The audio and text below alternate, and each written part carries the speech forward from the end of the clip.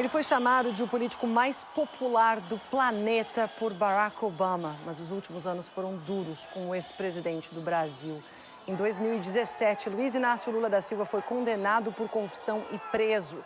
As perdas pessoais foram tão devastadoras quanto as perdas políticas e muitos pensaram que Lula sairia de cena. Mas no início deste ano, o Supremo Tribunal Federal do Brasil decidiu revogar as condenações que o mantiveram na prisão quase 2 anos e restaurou seus direitos políticos.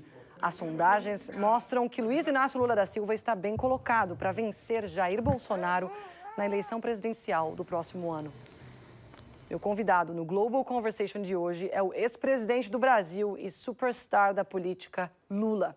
Presidente Lula, muito obrigado por participar do Global Conversation. Quando nós conversamos pela última vez, em 2016, o senhor me disse que não se candidataria mais à presidência. O senhor disse que estava cansado, que queria deixar um espaço às novas gerações. Muita coisa aconteceu desde então e eu acredito que o senhor mudou de ideia.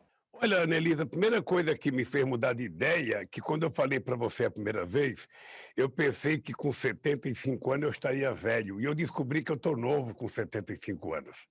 E depois que o Biden, com 78, se candidatou e ganhou as eleições dos Estados Unidos, eu fiquei pensando por que não me candidatar às eleições do Brasil. Eu ainda não me decidi disputar as eleições. Nós dedicamos 2021 para que a gente possa brigar para conseguir vacina para todo o povo brasileiro, para que a gente consiga um auxílio emergencial para que o povo possa sobreviver e para que a gente consiga crédito para pequenas e médias empresárias continuarem mantendo seus empregos. Somente a partir do final do ano é que a gente vai, então, começar a pensar na questão das eleições. E se o PT quiser, outros partidos aliados quiserem, eu estou totalmente à disposição para ser candidato a presidente do Brasil, recuperar o Brasil, fazer o Brasil voltar a crescer e colocar o Brasil, sabe, a nível internacional como um país protagonista, como nós fomos quando eu governei o Brasil. O senhor mencionou pedir mais vacinas, ajudar os brasileiros a atravessar a atual crise, mas como é que o senhor pretende fazer isso se o senhor não está no poder, justamente? O senhor pretende pedir ajuda internacional, por exemplo? Olha, não, nós estamos fazendo não só campanha e denúncia, como estamos brigando no Congresso Nacional para que o Congresso Nacional, a Câmara e o Senado ajude a comprar vacinas que estão à disposição no mercado. Sabe, o Brasil foi muito irresponsável, né, Elisa? O Brasil deixou de comprar 70 milhões de vacinas quando ele poderia ter comprado logo no início da pandemia. O Brasil, o presidente da República foi responsável, ele é um negacionista, ele não acredita no coronavírus, ele não acredita na vacina. A única coisa que ele acredita é em vender remédio que não presta para combater o coronavírus. Então, nós tivemos um problema. Mais da metade das pessoas que morreram no Brasil é pela irresponsabilidade e pelo comportamento do governo brasileiro. Se o governo tivesse se comportado de forma irresponsável, humanista, criado um comitê de crise, reunido os especialistas, os cientistas, a gente não teria a quantidade de vítimas que nós temos hoje. O senhor está falando de uma crise que já custou a vida de 500 mil de brasileiros. No momento que nós estamos conversando, mais de 1.700 pessoas continuam a morrer no Brasil todos os dias. O senhor acha que o senhor teria feito um trabalho melhor na gestão dessa crise? Teria, Annalise, sabe por quê? Quando surgiu a gripe H1N1, nós vacinamos 83 milhões de pessoas em apenas 3 meses. Ora, o presidente da República não é obrigado a saber tudo. O papel do presidente da República é o papel do maestro, é coordenar a sua equipe. Se o presidente tivesse criado um comitê de crise, tivesse chamado os cientistas para participar, tivesse chamado, sob a coordenação do ministro da Saúde, os secretários da Saúde dos estados, criado um protocolo, nós não teríamos tido no Brasil a quantidade de vítimas que nós tivemos. Por isso que eu digo sempre que metade dessas vítimas nós temos que responsabilizar nas costas do presidente da República e é por isso que eu faço questão de dizer que ele é um genocida pela quantidade de mortes que nós tivemos no Brasil. O presidente que o senhor acusa de ser um genocida se chama Jair Bolsonaro e é uma figura realmente muito controversa, inclusive na comunidade internacional. Porém, muitos culpam o seu partido, o Partido dos Trabalhadores, e as falhas desse partido pela ascensão de Jair Bolsonaro. Dizem, por exemplo, que o desencanto com 14 anos de PT no poder levou a uma situação política que empurrou muita gente a votar pelo candidato de extrema-direita. O que o senhor tem a dizer sobre isso? Olha, eu tenho a dizer que os que dizem isso são aqueles que votaram no Bolsonaro, aqueles que contribuíram para ele ganhar. Quem é que contribuiu para o Bolsonaro ganhar as eleições? Aqueles que me acusaram falsamente, aqueles que me colocaram 580 dias na cadeia para que eu não pudesse disputar as eleições, aqueles que fizeram acusações falsas contra mim e agora já estão provadas que as acusações eram falsas, que o juiz era parcial, que os procuradores faziam parte de uma quadrilha, tudo isso já está provado. O Bolsonaro é resultado de uma mentira, da farsa, ou seja, porque nunca se teve tanto fake news numa campanha, ele não participou de debate, ele mentia, e mentia descaradamente. Ainda hoje, Annelise, o Bolsonaro conta 4 mentiras por dia. 4 mentiras por dia.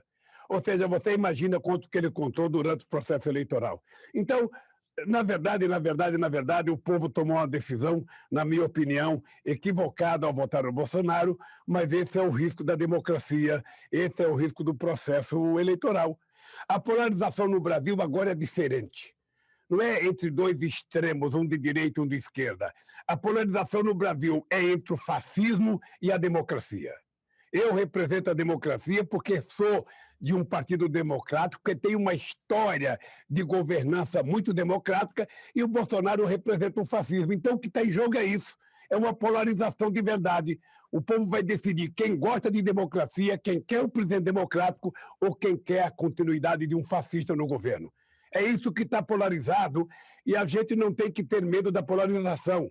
A gente tem que ter consciência que depois das eleições, você ganhando as eleições, você vai ter que governar unificando a sociedade, conversando com todos os seres humanos daquele país e tentar construir uma governança em que as pessoas possam viver mais felizes, viver em paz, trabalhar e viver dignamente. É isso que eu vou fazer, já fiz.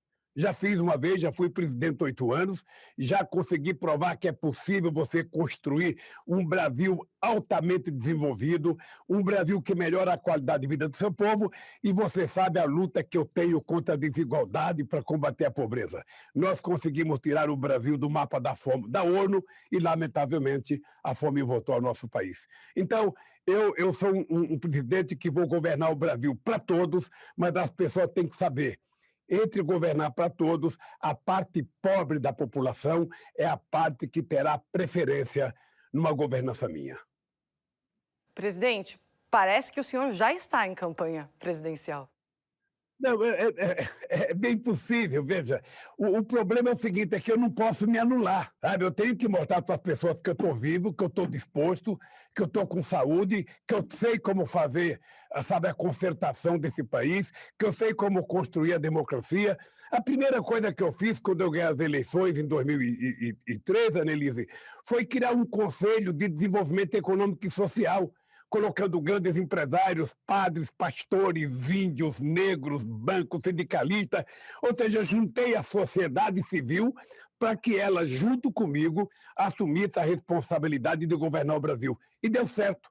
É por isso que, quando eu deixei a presidência, eu tinha 87% de bom e ótimo na opinião pública. A comunidade internacional anda muito preocupada com a situação no Brasil. O senhor teria uma mensagem para essa comunidade internacional, principalmente para países europeus? Qual seria a sua mensagem hoje? Annelise, os governantes europeus, tanto os que estão no governo quanto aqueles que já foram ao governo, o movimento sindical e as entidades da ONG conhecem o PT, conhecem o Brasil e conhecem o nosso governo. Nós tivemos uma relação exuberante. Eu posso te dizer que, quando eu fui presidente da República, a minha relação com todos os partidos da Europa era extraordinário. Era com todos os presidentes, foi com Gordon Brown, foi com o Tony Blair, foi com Sarkozy, foi com o Chirac, foi com a Angela Merkel, foi com o Schroeder. Eu conversava com todo mundo. O Brasil é um país que não tem contencioso e o Brasil precisa fazer uma parceria com a União Europeia. Nós precisamos consagrar o acordo entre a União Europeia e a América do Sul para que a gente possa também dar à Europa a oportunidade de não ficar ilhada entre China e Estados Unidos. Eu fico vendo as notícias daqui e vejo os americanos colocando posições contrárias ao gasoduto que a Alemanha está tentando fazer, sabe, com a Rússia. Eu fico vendo os Estados Unidos brigar por conta da indústria, sabe, da inteligência artificial, da Huawei, da indústria de dados, ou seja, os Estados Unidos e a China precisam se colocar de acordo e a Europa não pode ficar no meio dessa briga, não. Por isso que a América Latina e a relação com o Brasil é muito importante para que todos os países possam compreender que a gente que acabou a Guerra Fria, que a gente que não quer mais guerra nuclear, a gente não pode ter uma guerra comercial, a gente não pode ter uma guerra, sabe, da indústria digital. Nós precisamos construir um jeito de melhorar a vida da humanidade. E eu acho que a Europa, com o seu estado de bem-estar social, a Europa pode contribuir para que a gente faça políticas para ajudar a desenvolver os países mais pobres do mundo, inclusive com a vacina contra o coronavírus, ou seja, para que ela seja transformada num bem da humanidade e para que todas as pessoas possam receber suas vacinas. Presidente Luiz Inácio Lula da Silva, muito obrigado por participar do Global Conversation. Obrigado, Elise, e até a próxima oportunidade.